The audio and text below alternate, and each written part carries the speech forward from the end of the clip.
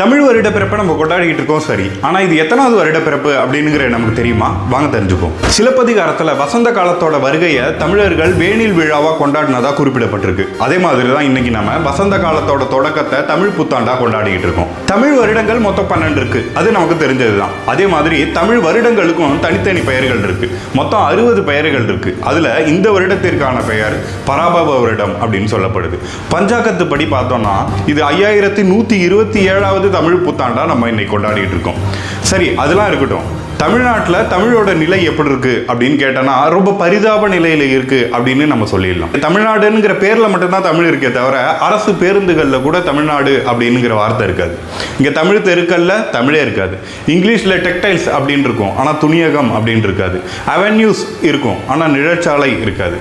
இங்கே metro station அப்படின்னு இங்கிலீஷில் இருக்கும், அதை மெட்ரோ நிலையம் அப்படின்னு தமிழில் எழுதியிருப்பாங்க. அதை அகத்தொடர் நிலையம் அப்படின்னு கூட இங்கே எழுத தெரியாது. பொதுவாக தமிழை உயர்தனிச்ச மொழி அப்படின்னு சொல்லுவோம். எந்த ஒரு மொழியோட உதவியும் இல்லாமல் தனித்து நிற்கக்கூடியது. இங்கே எந்த ஒரு கண்டுபிடிப்புகள் கண்டுபிடிக்கப்பட்டுக்கிட்டு இருந்தாலும் அதுக்கு இணையான தமிழ் சொற்கள் உருவாக்கப்பட்டுக்கிட்டு தான் இருக்கு. எடுத்துக்காட்டுக்கு யூடியூபுக்கு வலையொலி, வாட்ஸ்அப்புக்கு புலனம் அப்படிங்கிற பெயர்கள் இருக்கு. அதை மக்களுக்கு தெரியப்படுத்த வேண்டியது தமிழக அரசோட கடமை. என்ன பண்றது, இங்க இருக்கிற அரசு பேரே திராவிட மாடல் அரசா தானே இருக்கு.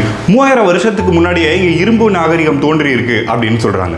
சிகை கொற்றான் அப்படிங்கிற பெயர் எகிப்து பிரமிடுகள்ல எழுதியிருக்கு அப்படின்னு சொல்லியிருக்காங்க. இந்த மாதிரி செயல்களெல்லாம் வெளிநாடுகள்ல கொண்டாடுறாங்க, ஆராய்ச்சி பண்றாங்க.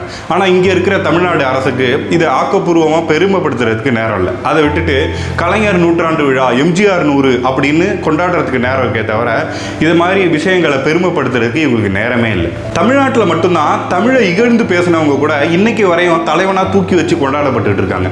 என்ன தமிழர், விஜயநகர பேரரசு ஆட்சி தெரியுமா அப்படின்னு இங்க மேடை போட்டு கூட பேசலாம். ஆனா இங்க ஏன்னு கேட்கறதுக்கு ஆளே வர மாட்டாங்க. இங்க நம்ம ஜாதியை பத்தி பேசினா வர கோவம் மொழியை பத்தி யார் எவ்வளவு கேவலமா பேசினாலும் வரவே மாட்டுது. இங்க நம்ம பக்கத்துல இருக்கிற கர்நாடக பார்டர்ல போய் நின்றுட்டு கன்னடலாம் ஒரு மொழியாடா அப்படின்னு சொல்லி பாருங்க, வரும்போது நீங்க உயிரோடையே வர மாட்டீங்க.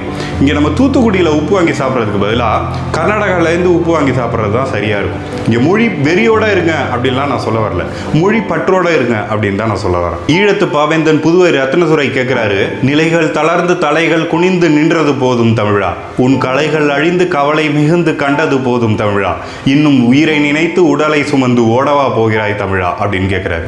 கொஞ்சம் சிந்திச்சு பாருங்க.